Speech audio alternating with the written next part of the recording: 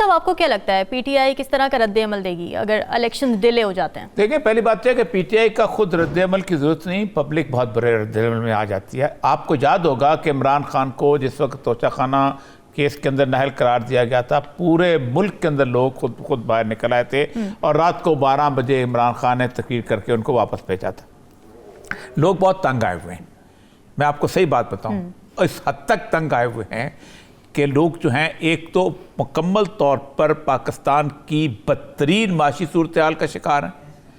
आप सोच नहीं सकते कि गली मोहल्ले जगह इलाके जहाँ पर आप खड़े हो जाएं, आपको आपका गिरबान लोग थामते थे, कहते क्यों नहीं बोलते उनके खिलाफ, क्यों नहीं कहते उनके खिलाफ।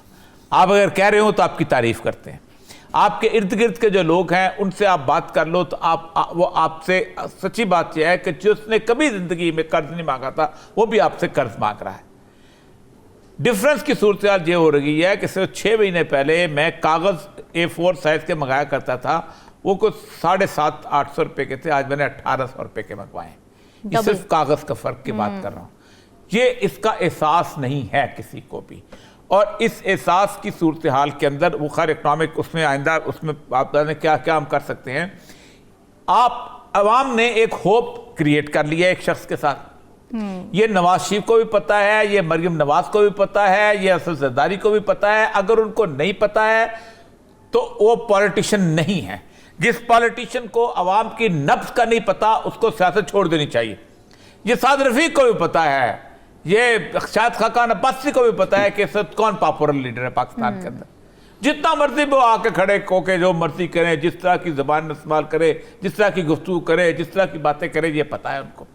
जब आपको ये पता है तो फिर आपको ये भी पता होना चाहिए कि आपके लोगों ने एक शख्स के साथ उम्मीदें वाबस्ता की हुई, आप उसको इलेक्शन में आके उसके साथ मुकाबला करें, और अगर वो गवर्नमेंट में आता है तो फिर उसको गवर्नमेंट के आके उसको टेस्ट करें। वो फेल हो जाएगा बकौल आपके कि वो नहीं चला सकता। जब आप कहते हैं 3 साल नहीं चला तो फेल हो जाएगा। लेकिन पाकिस्तान की सियासत इतनी गंदी है। मुझे शोरश कश्मीरी ने कहा था कि मेरे वतन की सियासत का हाल मत पूछो, घिरी हुई है तवाश तमाशबीनों में। ये पाकिस्तान दाव पे लगा देंगे, ये पाकिस्तान के 22 करोड़ अवाम दाव पे लगा देंगे, लेकिन ये बर्दाश्त नहीं करेंगे कि उनका मुखालिफ चाहे इलेक्शन जीत। हौसला नहीं है। इनकी गुफ्तगुएं देखें। मरीम नवाज इतने अरसे से आ गई है ना, आज आप मुझे बताइए इस पूरे अरसे के अंदर उसकी तकरीर में मुझे एक लफ्ज बताएं कि इसका प्रोग्राम क्या है। कुछ नहीं, कुछ सामने गुज़श्ता 3 साल की तकरीरों में बताएं। उसको ये नहीं पता होगा कि IMF क्या चीज होती है, उसको ये भी नहीं पता होगा कि पाकिस्तान का इंटरनेशनल एजेंडा क्या चीज है, उसको यह भी नहीं पता होगा कि पाकिस्तान के बजट का साइज क्या है और उस साइज में डिफरेंट एलोकेशन क्या है। लेकिन उसको यह पता है कि उसको खूबसूरत कैसे लगना है, कितना लगना है, किस तरह लगना है, और कैसे पब्लिक के सामने अपने आप को एक शानदार तरीके से पेश करना है।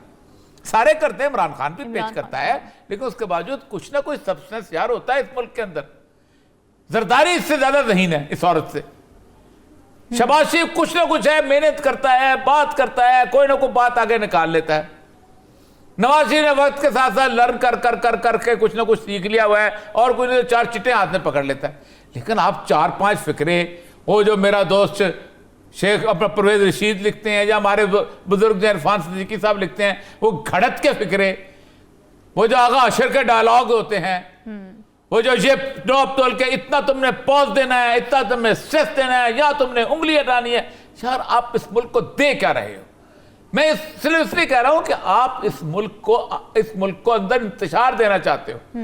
ये इलेक्शन अगर डिले हुए 90 दिन के बाद, मैं आपको आज सच्ची बात बताऊं, इस इलेक्शन से पाकिस्तान के अंदर जो क्राइसिस आएगा, मैं अपनी एडमिनिस्ट्रेटिव जिंदगी के चंद एक छोटे मोटे बड़े थोड़े से तजर्बात समझ लें, ज्यादा नहीं है, लेकिन उन तजर्बात की बुनियाद के कहता हूं कि पाकिस्तान का इस क्राइसिस को आप संभाल नहीं सकेंगे। अच्छा। आप समझते हैं कि आप एक जबरदस्त किस्म का क्रैकडाउन करेंगे? क्रैकडाउन की भी एक लिमिट होती है भाई। बिल्कुल ठीक है। यही सवाल कि किस लिए वो ये करना चाहते हैं। उरिया साहब, ना महंगाई कंट्रोल में, ना आवाम किसी लिहाज से मुतमईन है, तो फिर अपने इख्तिदार को तूल देकर हुक्मरान आखिर क्या हासिल करना चाहते हैं? कहीं वो ये तो नहीं सोच रहे कि चंद महीनों में मईशत ठीक कर सकते हैं, उसके बाद वोट मांगने चले जाएंगे। देखिए, बहैसियत एक प्रैक्टिसिंग लॉयर मैं एक बात आज बहुत बहुत दर्द दिल के साथ रिक्वेस्ट कर रहा हूं। अमेरिका में एक था चीफ जस्टिस मार्शल, और ये सारे जजों ने ये केस पढ़ा हुआ है और सारे जजों ने इस केस को जानते हैं। उसका एक मशहूर केस था मरबरी वर्सेस मेडिसन। इस केस के अंदर उसने तस्वर दिया था जो जुडिशियल ओवरसाइट, और उसके फिक्रे बड़े मशहूर हैं कि पाकिस्तान के अमेरिका के सियासतदान इतने मेच्योर नहीं हुए कि ये मुल्क की बागदौड़ उनको बिल्कुल बगैर किसी ओवरसाइट के उनके सुपुर्द कर दी जाए। अच्छा। और हम इनको देखेंगे ये क्या करते हैं। आपको हैरानी होगी कि कुछ अटॉर्नी जनरल की पोस्टिंग 400-500 के करीब की गई थी 1-2-3 स्टेट्स के अंदर, और वो पॉलिटिकल थी और वो मेरिट पे नहीं थी, उससे खत्म कर दी। मशहूर केस है वो। और जब तक वो चीफ जस्टिस रहा, उस शख्स ने बाकायदा कहा कि जजिस की ये जिम्मेदारी बनती है इंसाफ के कुर्सी पे बैठ के कि वो इस मुल्क को गलत रास्ते पे ना चलने दें। मैं एक बात बताऊं, पाकिस्तान की सुप्रीम कोर्ट के हर जज की और हाई कोर्ट के हर जज की हम इज्जत करते हैं, लेकिन अगर लोगों को एक दिन अंदाजा होना शुरू हो गया, और जैसे वैसे काफी अरसे से अंदाजा है, आज तेरे जस्टिस मुनीर से अंदाजा है। जिस दिन आपने एक फिक्रा बोला था ना, उसने लिखा था कि सक्सेसफुल रेवोल्यूशन इज जस्ट ताकतवर इनकलाब जायज होता है। यानी अगर आप ताकत से कब्जा कर ले तो बजाते खुद लॉ बन जाता है। यानी सैयदना इमाम हुसैन जो है वो हक पर नहीं होते, यजीद हक पे हो जाता है क्योंकि उस पर ताकत है। उस दिन पाकिस्तान के अंदर लोगों का बहुत हद तक एतमाद उठ गया था आपसे ऊपर। फिर आपने जब बाद में मुख्तलिफ किस्म के फैसले किए आसमा जहांगीर केस के अंदर, फिर उसके बाद उसका बाद में जो इफ्तिखार चौधरी वाला जो केस आया जिसमें आपने 3 साल के लिए मुशर्रफ को अमेंडमेंट की इजाजत देती, लोगों का एतमाद उठा हुआ है। खुदा के लिए इस एतमाद को बहाल करें, ठीक है, दर्मियानी की नब्ज देखें और उसके मुताबिक फैसला करें, खौफ के दरमियान फैसला ना करें, बिल्कुल सही, मसलियत के दरमियान फैसला ना करें। बिल्कुल ऐसा उसमें लड़ाई हुई है बहुत जबरदस्त इनकी आपस में, और पीपल्स पार्टी ने कहा है कि रिटर्न इनविटेशन दो, जिसमें शहबाज शरीफ ने कहा है कि मैं इनविटेशन नहीं दूंगा, इसलिए कि ये एजाज साहब ने जो कह दिया वही काफी है। उसके ऊपर बकायदा मचाया तो 2 दिन के लिए यहीं पर ही डिले हो गई थी। तुर्की में जल्जला नहीं आया था अभी, जल्जले से पहले ही उनको मुशर्रफ भी नहीं भी आया था, उससे पहले ही उन्होंने डिले कर दिया था। और उसकी बुनियादी वजह यह है कि देखिए मैं आपको बताऊं, जुनेजो ने एक कॉन्फ्रेंस बुलाई थी एक जमाने के अंदर, आपको याद होगा अफगान सिचुएशन पे, उसने कहा था let it be A round table conference. Round table conference में होता ये है कि कोई सदारत नहीं करता।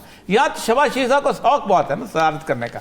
Under the chairmanship and the presidentship of the prime minister of Pakistan, ये असल में खुद है, और इस खुद से वो निकल नहीं सकते। ये वजह है कि पाकिस्तान जो है उसके अंदर कोई इस्तेकाम नहीं है। ऐसा उसमें लड़ाई हुई है बहुत जबरदस्त इनकी आपस में, और पीपल्स पार्टी ने कहा है कि रिटर्न इनविटेशन दो, जिसमें शहबाज शरीफ ने कहा है कि मैं इनविटेशन नहीं दूंगा, इसलिए कि ये एजाज साहब ने जो कह दिया वही काफी है। उसके ऊपर बकायदा मचाया तो 2 दिन के लिए यहीं पर ही डिले हो गई थी। तुर्की में जल्जला नहीं आया था अभी, जल्जले से पहले ही उनको मुशर्रफ भी नहीं भी आया था, उससे पहले ही उन्होंने डिले कर दिया था। और उसकी बुनियादी वजह यह है कि देखिए मैं आपको बताऊं, जुनेजो ने एक कॉन्फ्रेंस बुलाई थी एक जमाने के अंदर, आपको याद होगा अफगान सिचुएशन पे, उसने कहा था let it be A round table conference. Round table conference में होता ये है कि कोई सदारत नहीं करता। यहाँ तो शहबाज शरीफ साहब को शौक बहुत है ना सदारत करने का। Under the chairmanship and the presidentship of the prime minister of Pakistan, ये असल में खुद है, और इस खुद से वो निकल नहीं सकते। ये वजह है कि पाकिस्तान जो है उसके अंदर कोई इस्तेकाम नहीं आ रहा।